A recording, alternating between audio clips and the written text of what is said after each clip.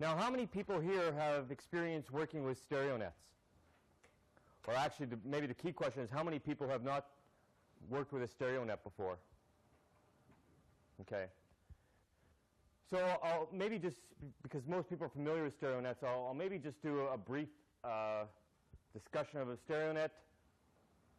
A Stereonet is essentially a representation, a 2D representation of a 3D sphere that allows you to sort of depict orientations in space. There are two sort of projections that are generally used. So we think of a sphere here. Within a sphere, you can orientate things at different angles. Should we get the other light here? Oh.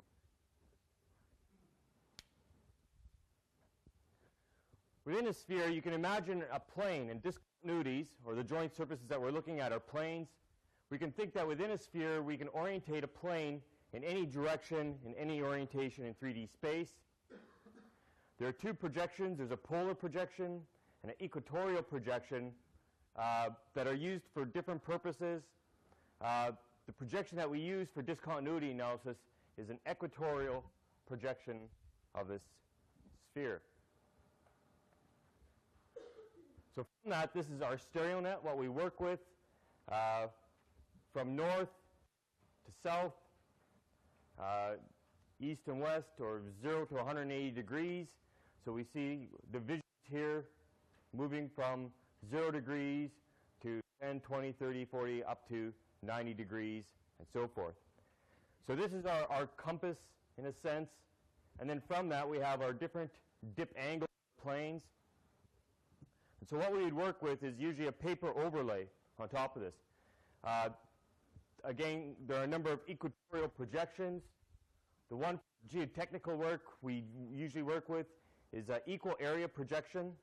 It's also referred to as a Schmidt Stereonet or Lambert Stereonet. And so then if we take one joint and we think about that joint plane, our plane has a dip in dip direction, or a strike at 90 degrees from that. And if we think about the lower half of our sphere and projecting the trace that our dipping plane makes on the lower half of that sphere, we have a trace that's referred to as our great circle. So we can represent the plane that we've mapped in 3D space on our Stereonet as a great circle. So the information that we need is the dip direction and the dip angle.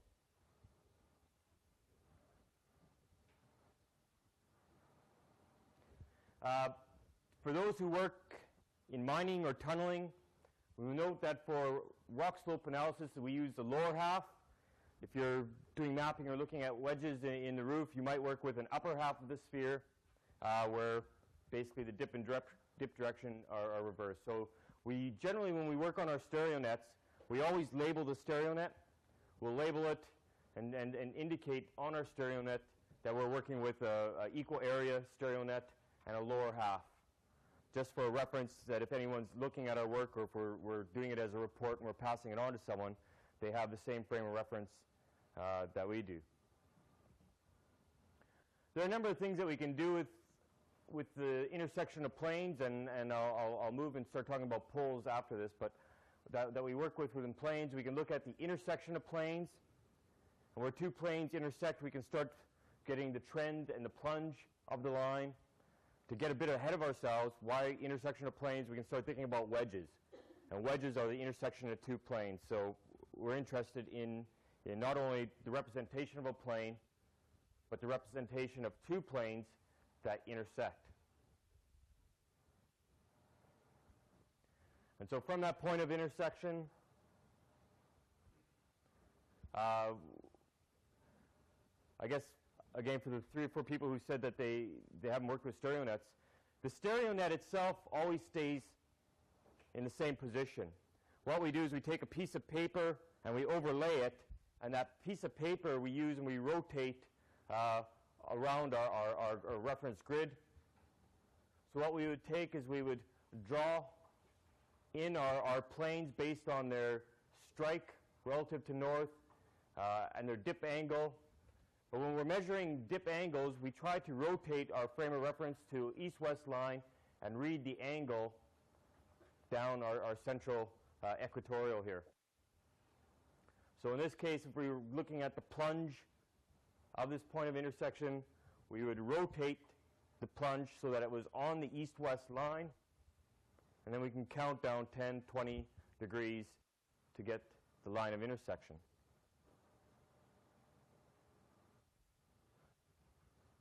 And we would then measure this direction of plunge with an arrow, and we'd rotate everything back to our reference of north, and we'd be able to then read off the plunge direction. So the orientation of our planes in terms of their strike or plunge directions, we take in reference to north, and then in terms of the dip angles, we rotate everything to an east-west line and count down.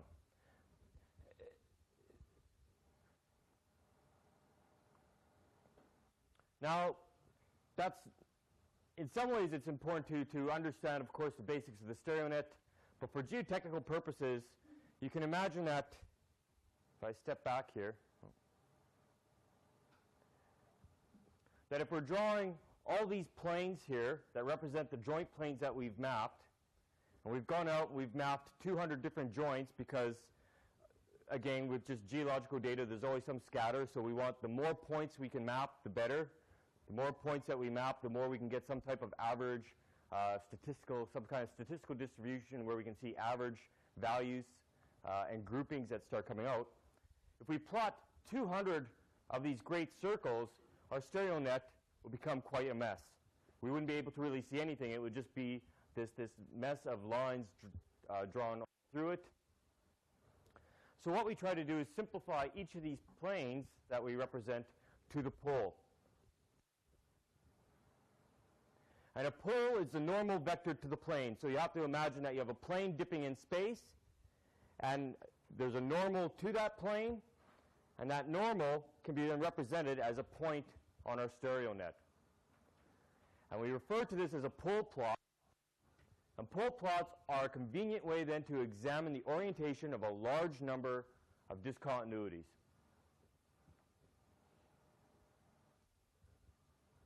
So to picture this on our Stereonet here, we might have a plane with a certain orientation in terms of its dip direction. We would rotate that up to count the dip angle. So our plane here might have a dip angle of 50 degrees. And so the pole to that would be 90 degrees from that plane. So if we counted in 10, 20, 30, 40, 50, 60, 70, 80, 90 degrees, that will be our pole. So we have to start visualizing then and thinking that when we see these dots on our Stereonet in the future, our future discussions here, when we see these plots, they're a pole to a vector, and we have to sort of orientate and think about it and say, oh yeah, here's the pole to that would be a plane where the projection is to that side of the Stereonet, which means it's dipping. The dip direction is towards the other half of the Stereonet. So again, our tracing paper here is rotated so that the dip direction is aligned with the east-west diameter. So our dip direction here is at 130 degrees. We rotate that dip direction up to count our dip angle. And we then can mark our pole, and then we rotate everything back to our reference so that our north on our tracing paper on top of our Stereonet rotates back to the north of our Stereonet, reference Stereonet. So removing our Stereonet, or if we took our tracing paper away, this is what we would see. We'd see the great circle representing that plane, dip direction, so we can visualize this plane here.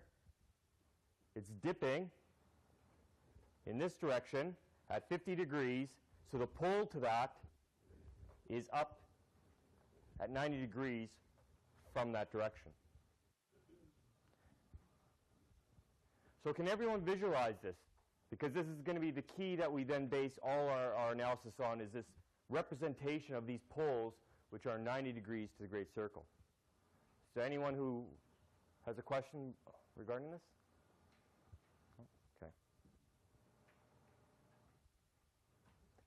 So again, once we have our 100 or 200 different poles mapped, or our discontinuities mapped and represented at poles, so all these poles represent the normals to a number of discontinuity planes, we want to start looking then for groupings or concentrated areas of these poles that represent then different dominant joint sets, joint families, that then become of key. So there's a natural distribution of discontinuities within the rock mass. We're looking then for key groupings that might have some significance in terms of repeatability throughout the rock mass. So what we would do is that we would contour this, looking then for different concentrations of these poles. And this is one of the reasons why we use the equal area Stereonet. There's also an equal angle Stereonet for I guess, people who are maybe familiar with the equal angle. We use the equal area Stereonet because this one is ideal for contouring the concentration and of discontinuity poles. This is something that you can do by hand, but there's a number of different programs and software out there that will do this. There's a number of them that are available for free on the internet. If you did a Google search, I'm sure you'll find them. There's some commercial ones. The programs, the software we're going to be using today for the kinematic analyses and the limit equilibrium analyses is from a company called Rock Science. And they do a Stereonet program called DIPS, and it's one of the ones that are sort of programs that's favored in the mining industry.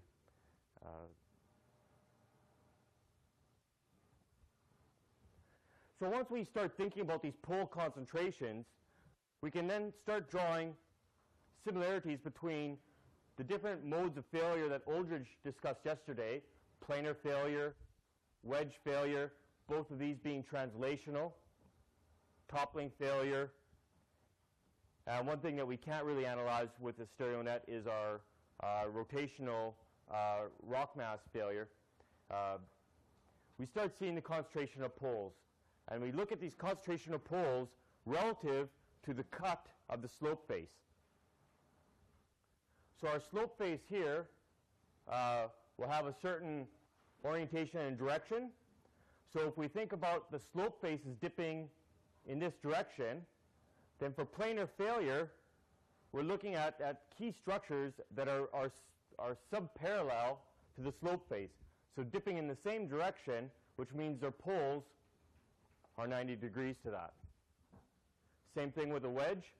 We'll have the angle of our slope face here given by alpha f, so the solid black line. So for a wedge that's forming that can slide out of that face, we need a line of intersection that is also in the same direction. So we have one discontinuity set here, another here. The line of intersection is more or less in the same direction. So we start thinking what the poles would look like for these planes. We're talking about two poles then that are, again, 90 degrees behind these faces, so on the opposite side to the direction of our slope face.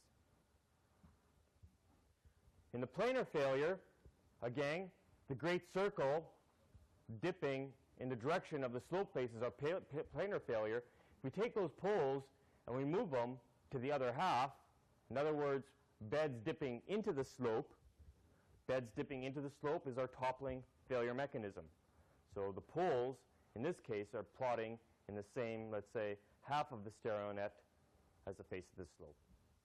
So this is what we use as our first indication of some kinematic or possibility of some failure, rock slope failure in our slope. And this is generally quite heavily used for cut slopes. So let's say engineered slopes where we're doing maybe a design for a highway, so where we're cutting and blasting through rock and forming a new slope, or a rail line, or any projection, or any incidents where we're actually cutting into the slope, and we want to know whether this new slope that we're forming is intersecting or is going to daylight any undesirable effects in terms of a rock slope instability. So looking at the different mechanisms of failure, we can start with toppling. And as Aldrich mentioned yesterday, toppling is a forward rotation of the blocks. There are two different forms of toppling. Let's say a rigid block toppling, when you can think of almost like dominoes, blocks that are tipping over. And flexural toppling requires deformation of the rock unit. So flexural toppling is quite commonly seen in weak rocks, schists, shales, the type of rocks that have that can deform, that aren't brittle. You wouldn't see it necessarily in a granitic rock unless it was on a very large scale where creep and time comes into play. So in a lot of mountain processes, you might see some flexural toppling. So the direct toppling is the one that we generally look at in terms of analyses, where we have strong block units and we might be cutting into a slope, and we're interested then if whether these blocks are stable or whether they can topple into the area that we're excavating. So what we're interested in terms of analyzing this is essentially whether a critical overturning moment develops with these blocks when we cut a new slope face.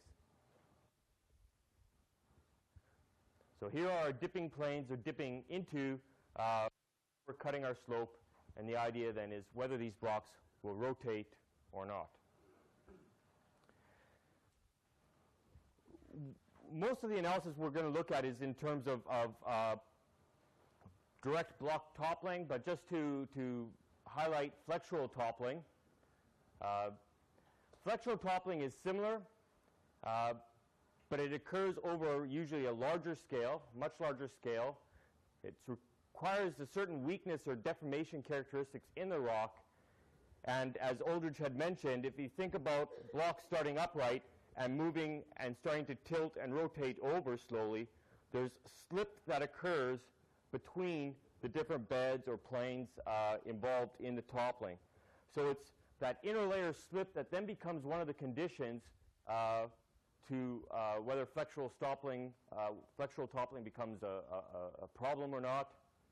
So you're looking then at sort of the frictional characteristics between some of the different layers. So this is the idea of flexural toppling, that slowly, over time, again, something that has been sometimes becomes a problem in mining. Perhaps you're modifying the slope, you're lowering the slope so that the buttressing at the toe is removed, and due to that, it allows beds to overturn here. And again, the key is that there's slip along these interfaces between the beds. The key of flexural toppling, or when it actually becomes a problem in terms of a hazard or some form of rock slope failure, is that as these beds start bending and turning, what you develop, and you can think of if you bend a beam, what you're going to get is compression in the lower part of the beam and tension or extension in the upper part of the beam. And rock is weak in extension, so you might start having cracks, or especially if a joint sets that are oriented in this, so a path of weakness that's already opened up. What actually might slowly develop through your topples, and this is one of the exercises that we'll look at tomorrow when we start looking at techniques that can take into account deformation and yield of material, is that you can get a shear plane that develops up and through your flexural topple.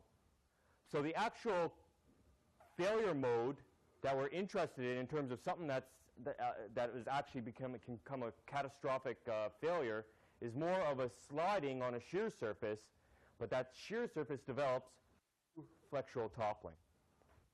So it's sort of a more complicated mode, and it's something that we can't really analyze properly with the techniques that we're going to look at today, because what we'll see later on is that techniques we're looking at only take into account rigid block movement. Now, for this mechanism to develop, we need deformation of these beds and to be able to simulate deformation and yield and failure through deformation. So we'll move back then to block toppling to start off with our simple case where we can apply our simple tools. And the kinematic question here, and when I talk about kinematics, I'm basically saying, can it fail or not? So the first possibility we're looking at is the orientation of these spaces. Maybe the easiest way of explaining that is in the context of a wedge failing. So I have a wedge that wants to slide. If I cut my rock slope in a direction, let's say in this direction here, my wedge can kinematically slide. It's kinematically free to move out of this space I've moved. So let's say this is my rock slope. If my wedge is dipping into the rock slope, then it's not going to go anywhere. So kinematically, it's not a problem. I'm not worried about it. So this is really what I'm using my Stereonet for. There's in the rock mass, there's many wedges that are formed. I just want to know, is that wedge free to move out of the slope, or is everything stable in moving in? So that's when I refer to kinematics, the first step that we're just talking about is there a possibility of something happening? What we'll look at then this afternoon, we'll talk about limit equilibrium. We'll look at and say, okay, there's a possibility something will move. Will it move or will it not? What is the likelihood of it moving in terms of the strength characteristics? So we're not really bringing necessarily strength into this, although sometimes we sort of combine kinematics with limit equilibrium. Okay, so the kinematic question that we're looking at with toppling is whether our surface will be stable or whether there's a possibility of not only toppling but also sliding, because these blocks might not just topple, they might also just slide down the slope. So this is all dependent then on the block geometry and the angle of friction. And we bring angle of friction in because angle of friction controls, in a sense, whether we have a sliding mechanism or a toppling mechanism. And we can usually look at this in a case of a simple chart. So there's 4 categories of equilibrium that might develop in our slope. We have a block, and that block might not slide and it might not topple. It might be stable as is. Another scenario might be that our block is sliding, but it doesn't topple. Third scenario is that it might not slide, but it might topple. And then the fourth one is that it might slide and topple at the same time. These different conditions then, whether there's sliding or toppling involved, generally involve the geometry of the block, so its height relative to its base, the ratio of its height to its base, or its base to its height, and then the frictional characteristics along this slope. The toppling condition, when we sort of look at the kinematics of the toppling, it's very simple. A block will topple is if we find the centroid to the block, and the centroid is a function of its height to its base. So if we find the centroid of the block, there's our centroid. And if we draw a straight line down for gravity, vertical line down from that. If the line intersects the base, so in other words, if the centroid is falls within the base of our block, it cannot topple.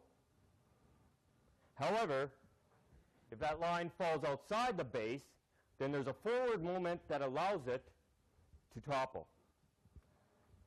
So that's our simple check in terms of saying whether we have toppling or not, is whether this line from the centroid falls outside the base. It can topple. If it falls within the base, it does not topple. And this can be then mathematically written in terms of the base to height ratio, which is basically the location of the centroid, and the angle of the plane along the base. So we see here our toppling condition is when the base to height ratio is less than the tangent of the angle, the dip angle of the base. If it's greater then we have no toppling. And this is also then summarized on a chart here where we can say, okay, take that base and we make it steeper, or we take the base to height. So if we have a base that is much larger than the height, well, you can look at this block here and there's no way it'll topple naturally. But what it can do is it can slide. So if we increase the angle, it will go from being a stable block to a sliding block. Whereas if our block is slender, if it's tall relative to its base, then it can easily topple, especially as we increase the angle of the base. But as we increase the base, we get a combination of both sliding and toppling in extreme conditions. And again, we're remembering that we're going from a stable state to an unstable state.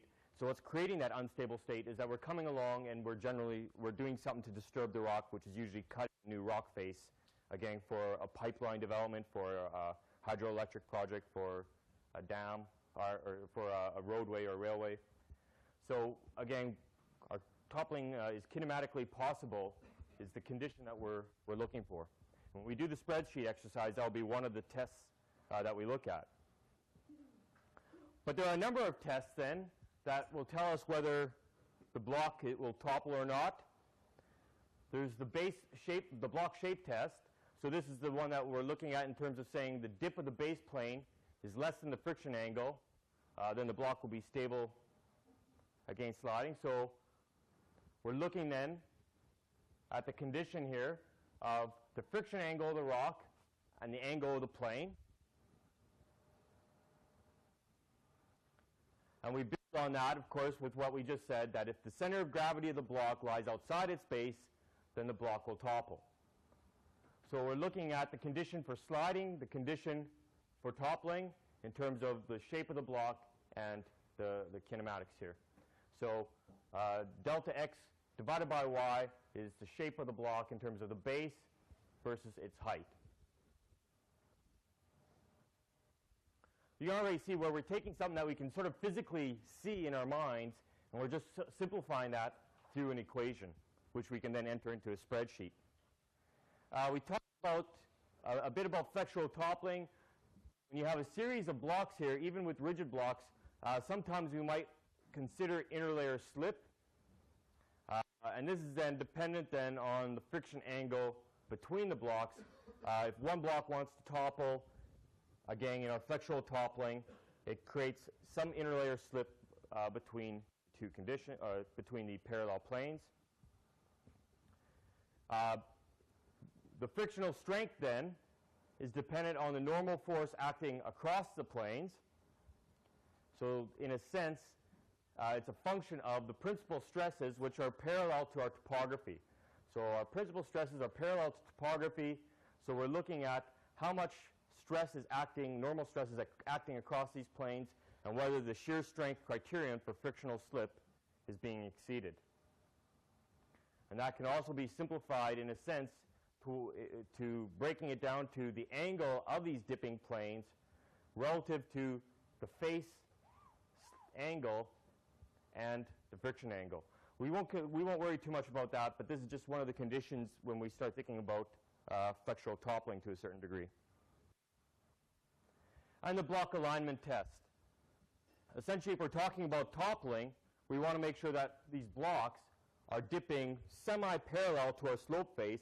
If our slope face was 90 degrees to that, they're not going to topple anywhere. They're just being constrained within the rock mass. So we want to look at the angle of the slope face relative to these blocks, and if it's within 10 to 20 degrees of being sub-parallel to one another, then we will have toppling. This will become more clear when we start looking at stereonets, when we look at that condition.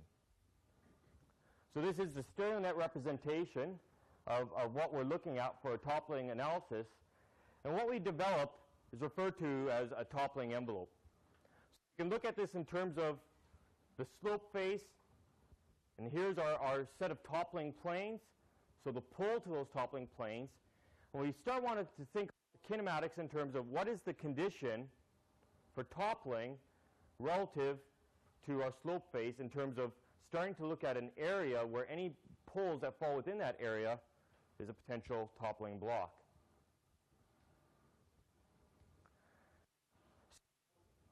We can start thinking about this in the context of saying, okay, here's our slope face.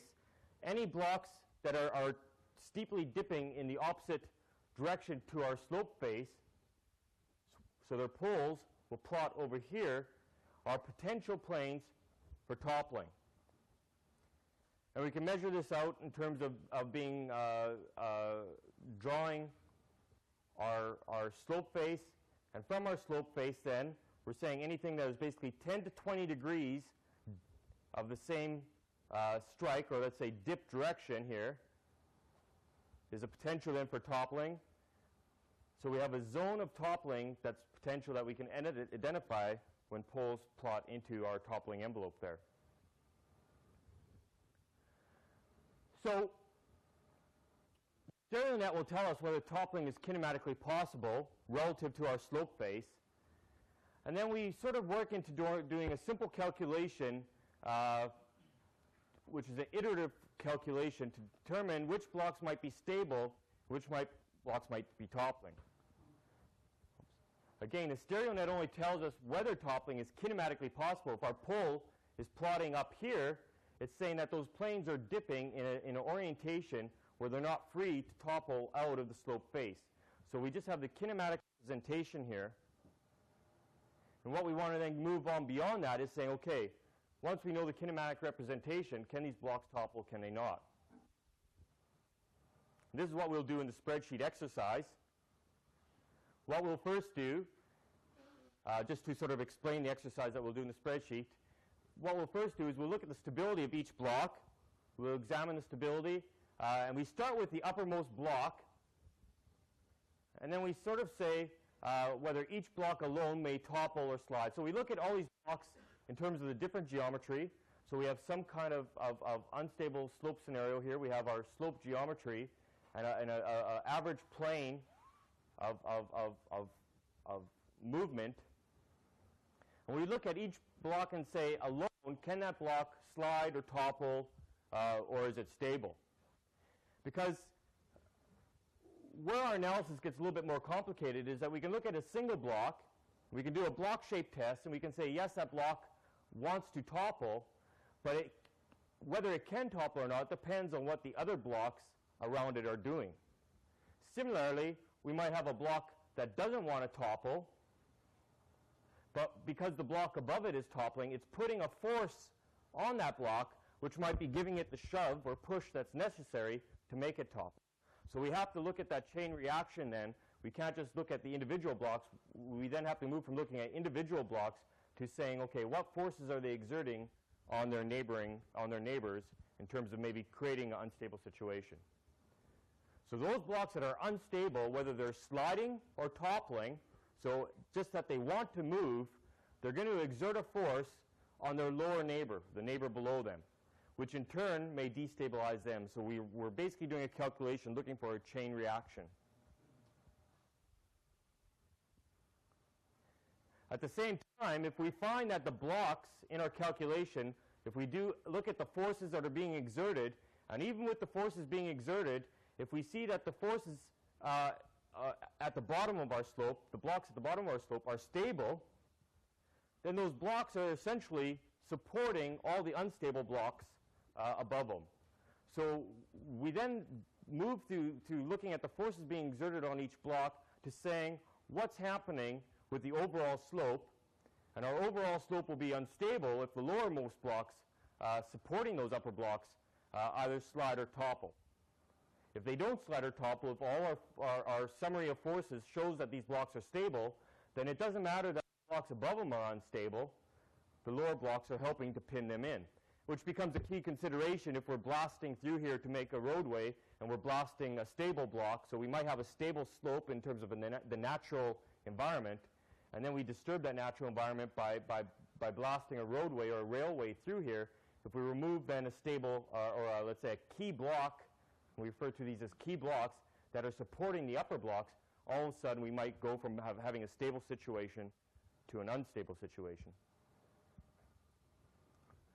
So in the analysis that we perform, we try to identify and separate the different modes of behavior: stable, toppling, sliding.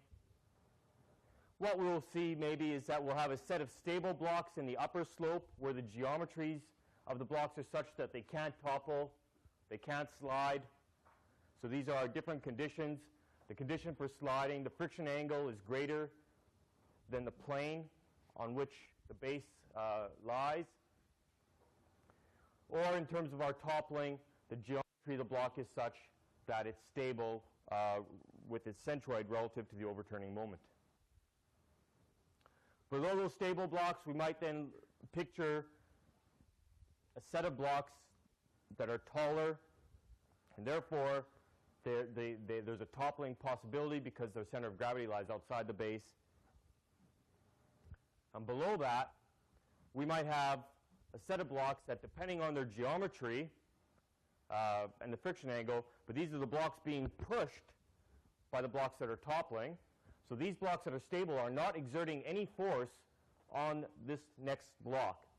They're stable, so they're self-stable, so they're not exerting any force.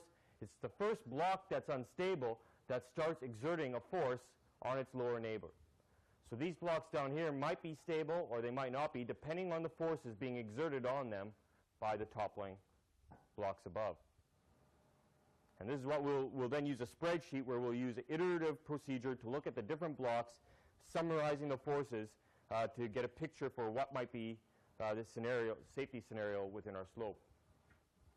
So this will be the calculation procedure that we use, and because it's a spreadsheet, it's hard to visualize. The other exercises we'll do are basically, because they're computer-based and they'll have a lot of visual graphics to go with them.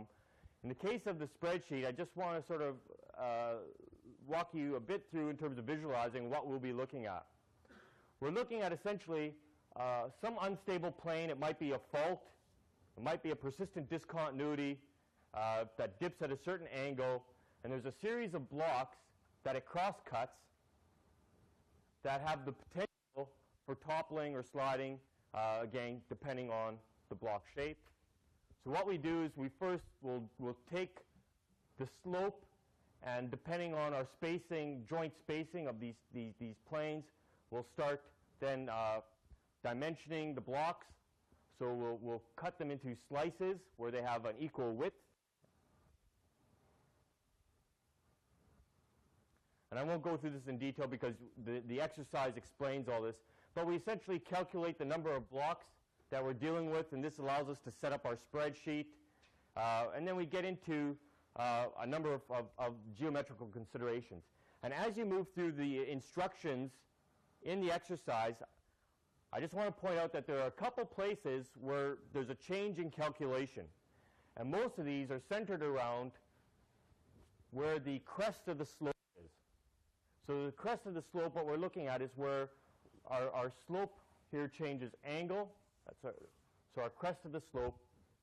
And there's a number of considerations when we're calculating just the shape of these blocks and different factors where there's a transition in terms of the mathematical equation we use to calculate blocks below the crest as opposed to those above the crest.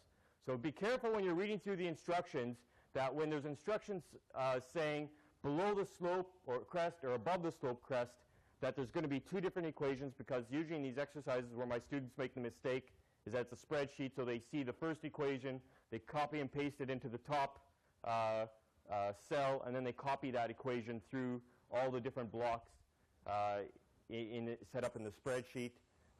This is just where one of the transitions occurs.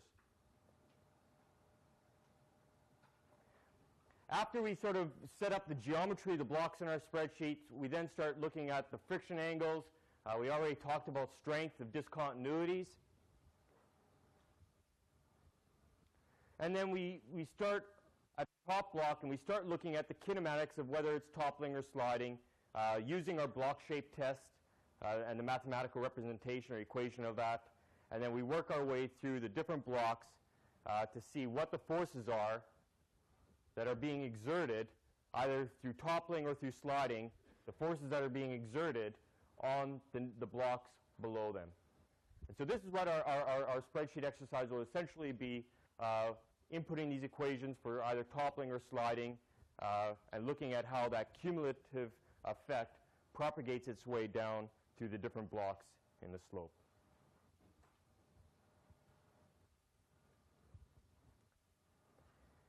And the idea with these forces that are being exerted is that maybe we have a relatively short block here that is stable, that does not satisfy the toppling block shape test, so it doesn't want to topple if it was standing by its own. But the thrust force being exerted from those blocks that do want to topple above it are enough to give it that shove and cause it to topple, so to create an unstable block, which then might cause the block below to be unstable, and we're looking for that domino effect.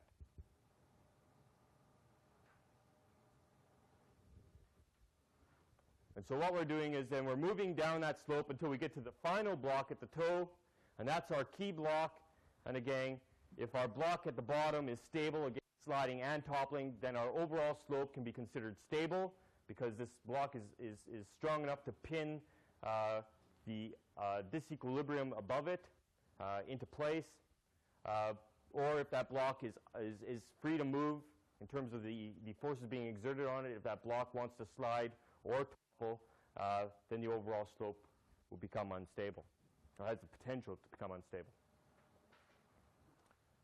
Okay, so that's toppling, and toppling is the complicated one in this respect in terms of doing simple kinematics just because of that chain reaction. When we move into planar sliding or wedge sliding, so the translational failure modes, the Stereonet kinematic analysis is much simpler.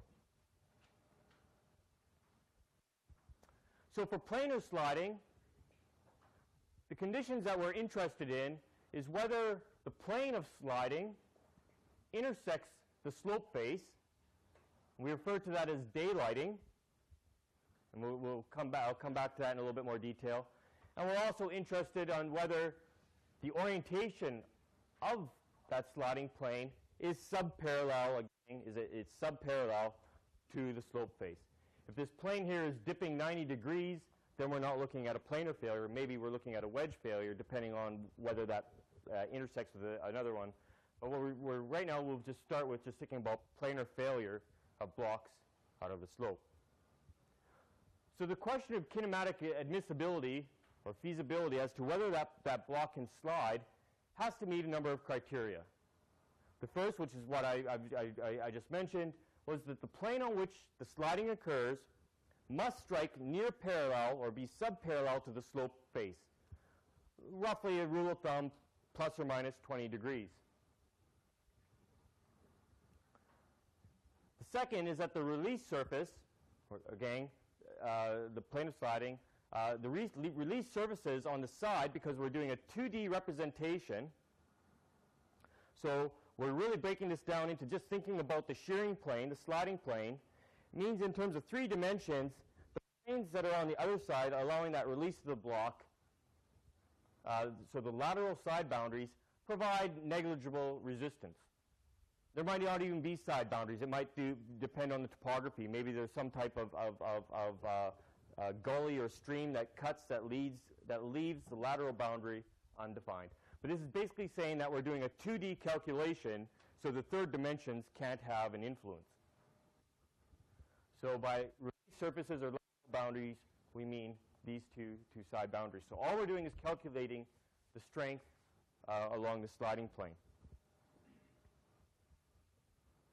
The sliding plane must daylight in the slope face.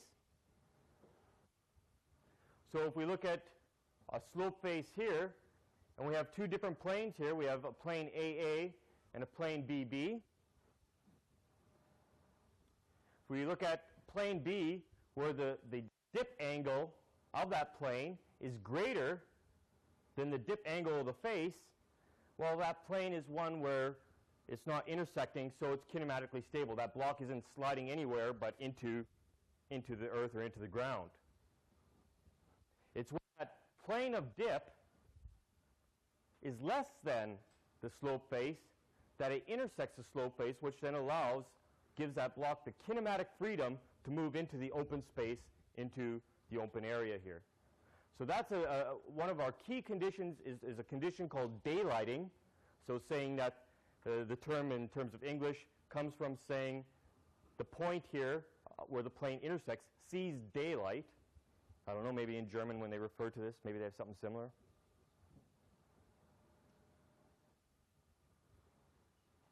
So that's our potentially unstable situation. The dip of the sliding plane, so once it does daylight, the other question then is whether the dip angle of that plane is such that it exceeds the angle of friction. So if the frictional strength along that plane is strong enough, yes, it daylights, but it might be stable. And the upper end of the sliding surface either intersects the upper slope face or terminates in a tension crack. In other words, there's some release mechanism at the back of the slope. So it might be one where it intersects the upper slope face. It might be one where it intersects a tension crack. And this is why one of the things that we do when we do go out mapping is that we're always looking on the upper slope face for any kind of tension cracks or any indications that something's opening up and the block is moving. So we can look at this. This is Goldau. Goldau's had a series of prehistoric events. We can see from the morphology, the surface, the geomorphology. Earlier historic events, which have sort of been reported from several hundred years ago. And of course, the famous one is the 1806 event, which had killed 425 people. And if anyone hasn't, I'm sure everyone's seen Goldau, because every time you're on the train, probably heading south, you go by Goldau. It's actually quite easy to drive up to the top here and hike and actually look up here and looking down the sliding plane. I've talked to quite a few people who didn't realize how easy it is to get up there, and that's really only about 40 minutes outside Zurich, so it's definitely worth checking out in terms of a very famous rock slide that is well known throughout the international sort of rock slide community. It's one of the case histories that everyone learns when they do their geology or engineering degrees. So if we look at Goldau and the planar failure here that occurred, yes, the plane on which sliding occurred is basically subparallel to the topography, so to the slope, and the release surfaces that provided negligible resistance. While there was no lateral release on this side because of the earlier failure, so that block was sitting up there free to move, there's a question of what the physics were or the mechanics were on the other side, because there is a steep face there now. So that steep face that's there now is actually unconstrained. So the question is, will there be another slice beside it that slides down? Questions about our other conditions. The sliding plane must daylight in the slope face. Well, there's a change in topography that allowed this plane to daylight. So the topography actually gets steeper into the valley. Maybe it was glacial undercutting.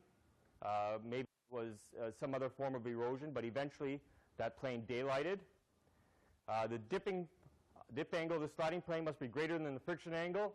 Well, it just says that because that slide plane is only dipping at 20 degrees, we're saying that material, which is a marley material, has a very low friction angle, especially when it's wet and it plastifies a bit. And the upper end of the sliding surface must either intersect in a tension crack or intersect at the surface, and we see that slide went right up. So there's a natural rock slide that meets the 5 conditions for planar sliding, which is actually what then had occurred in 1806. Wedge sliding is essentially the same thing in terms of the conditions, except now instead of talking about a plane, we're talking about the intersection of the 2 planes. So here's our wedge. We're dealing with 2 different planes there. And so the same type of rules sort of exist in terms of whether kinematic movement can occur.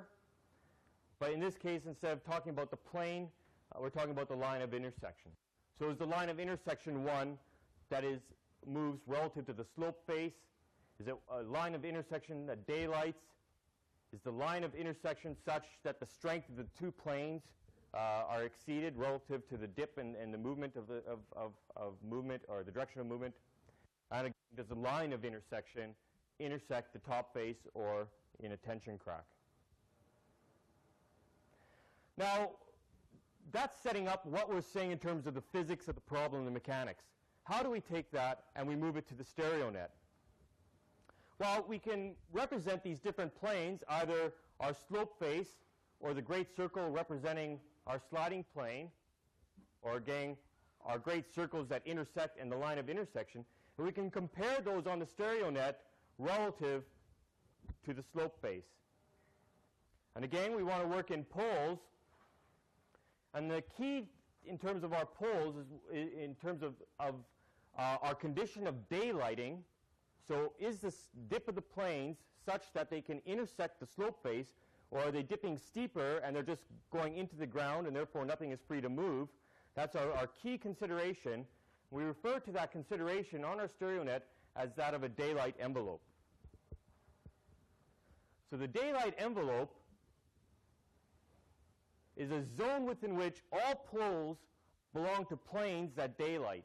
Any poles that plot within this zone are poles that can daylight, and therefore are potentially unstable. Whether they are unstable or not, we'll move to our limit equilibrium analysis, but we just want to identify those planes that are potentially unstable. And the other kinematic test we can at least move towards some strength calculation is our friction cone. And the friction cone is a representation. I'll show how these are constructed in a second here. The friction cone denotes the zone within which all poles belong to planes that dip at angles less than the friction angle. So this circle here represents the friction angle. Any poles that are flatter, so thinking of our Stereonet, if a plane is horizontal, it plots right in the center of our Stereonet. So if something's horizontal, it's not really going to slide anywhere. The friction angle isn't that low. So any planes that are subhorizontal will plot within here, the poles will plot within here, which is saying that their friction angle, or that their dip angle is less than the friction angle.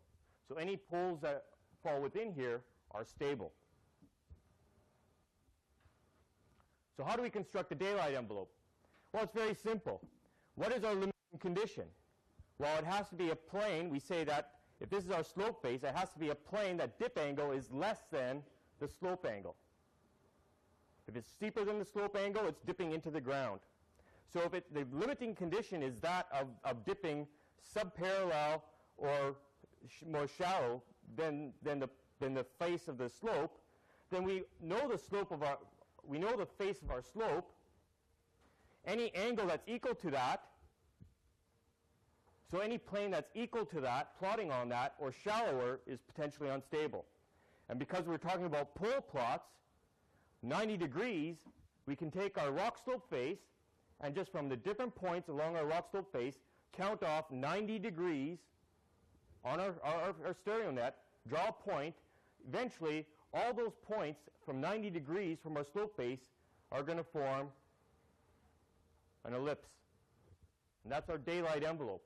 So it says then that any poles that plot within that point are 90 degrees or less than the slope face. So that's our daylight condition. It's very simple. It's from what we looked at in terms of the kinematics, that the slope has to daylight for it to be free to move. So any poles that plot within this daylight envelope are those poles that are free to move.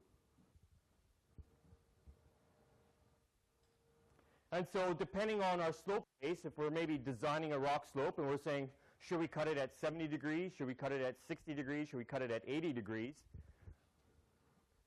Depending on the steepness of the slope face, we'll have different daylight envelopes. So the daylight envelope is easy to construct on a Stereonet on your own. And of course, there's computer programs that we use for this analysis that automatically can calculate the daylight envelope too. And the friction cone is easy to construct. It's just basically knowing the friction angle of the material, which is maybe the key difficulty, is actually assessing a friction angle. But once we have a friction angle or a range of friction angles, then we're simply just drawing a circle with a radius equal to that friction angle. So it's a zone within which all the poles belong to planes that dip at angles less than the friction angle. So we're interested in anything that's outside that friction cone as being steep enough to exceed the frictional strength of the material. And we can do the same thing, not only talking about using planes and using the normal to the planes, but we can do the same thing when we talk about wedges. And maybe instead of, because of the wedges, we're not talking about looking at both normals to those wedges. We're looking at the line of intersection. So we're at 90 degrees from the poles to the planes. I use the line of intersection and do the same thing. So planar failure, wedge failure, similar constructions. The only difference is that normally with the wedge, we're looking at the line of intersection. The planes, we're looking at their poles. So what we'll have is a Stereonet. We've gone out. We've mapped our joints. We have our contours of joint concentrations, so of our poles here. we can draw our daylight envelope, and we can draw our friction cone. So we're interested in those planes that are inside the daylight envelope, saying that they're shallow enough relative to the slope face that they intersect the slope face and therefore daylight. And we're interested in those poles that are outside the friction circle. In other words, they're steep enough that they exceed the frictional strength. And so that's our zone where translational sliding becomes possible. And all this can, once this is all understood, this is just a quick check on a Stereonet. You've gone out, you've mapped. You can take a quick look at your Stereonet and say, this looks like this might be a problem. And then you might actually go back and look at those planes in more detail to try to get more information as to their strength characteristics and things that will then feed into a further analysis, limit equilibrium type of analysis. So just to summarize that, we're interested in the information we're collecting out in the field, maybe the slope face, or that might be a design parameter that's given to us. We have to design the slope face angle for sort of a mine cut or a road cut. We plot that slope face. That's our condition there. So the line here is 90 degrees minus the slope face or the angle of the slope face. So from our north-south line here outwards, that's 90 degrees. So however we want to look at it, we can count and draw in our slope plane either from the center line or count the angle from that direction. Different people have different preferences. Our line here, kinematically, we can see in this cross-section, well, of course, that can't fail. But we're not working with that type of cross-section. We're looking at a big data set of discontinuity data, which are just numbers that we've mapped. So those lines are actually represented on our Stereonet as poles. So those that are dipping steeper than the face fall outside that envelope. Those are dipping shallower will fall within the daylight envelope. Those are the ones that clearly daylight. So I just wanted to reinforce this point here because it's easy to see this, but this is what we're working with. So you have to be able to visualize that in your head, what the Stereonet is actually saying to you. The next question is the friction. So once maybe we see something's daylighting or potentially daylighting, we draw our friction circle. So here, the dip angle is less than the friction. So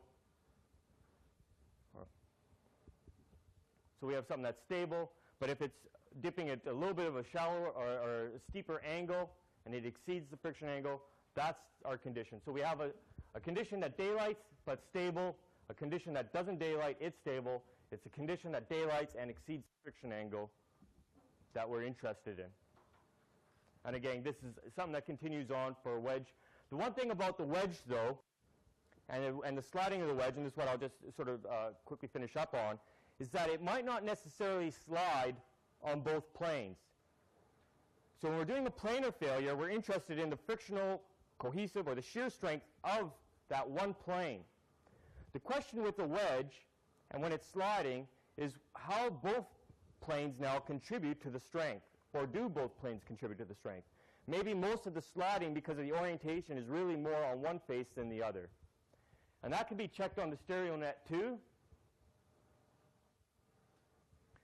We can look at the dip direction of the face of our slope that we're cutting relative to the direction of sliding, which is along the line of intersection.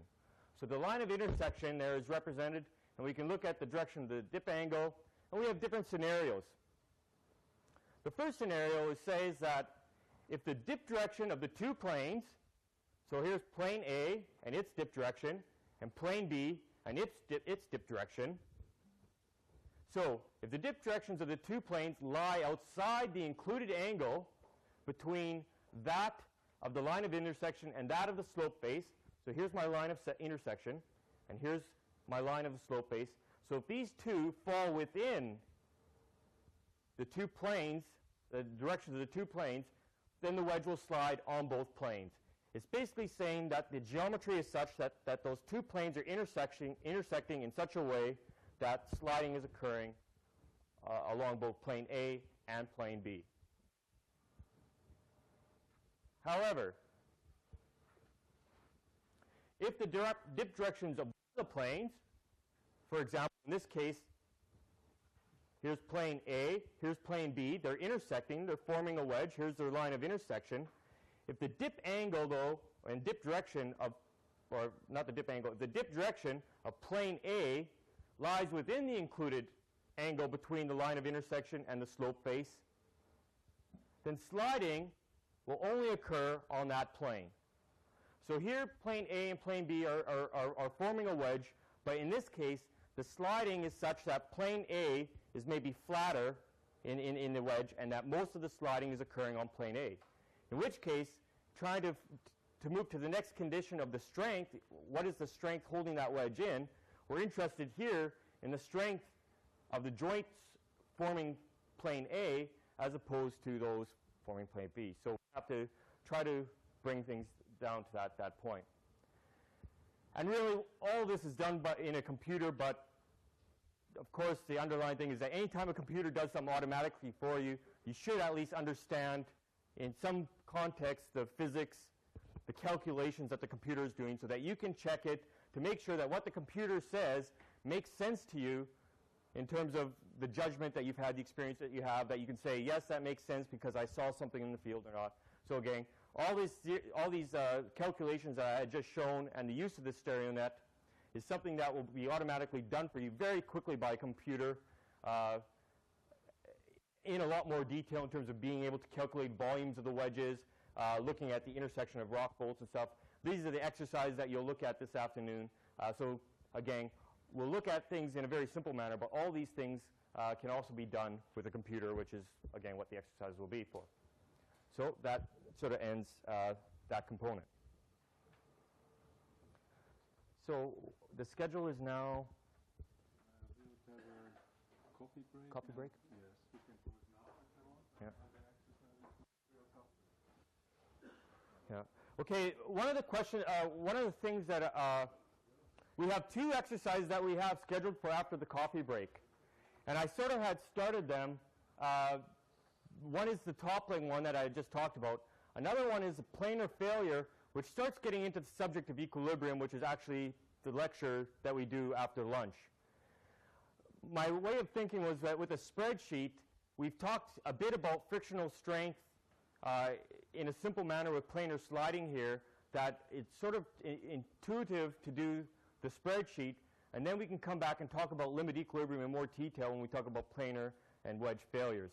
So I just want to make sure, is most of this pretty clear? Except for the toppling stuff. Okay, maybe the toppling stuff's a bit confusing. But the planar failure and the wedge failure and just the idea of steepness of angles and sliding and exceeding frictional strength, most of that's clear? Okay, because otherwise I can talk about limit equilibrium right after the coffee break and then do exercises afterwards and then into the afternoon.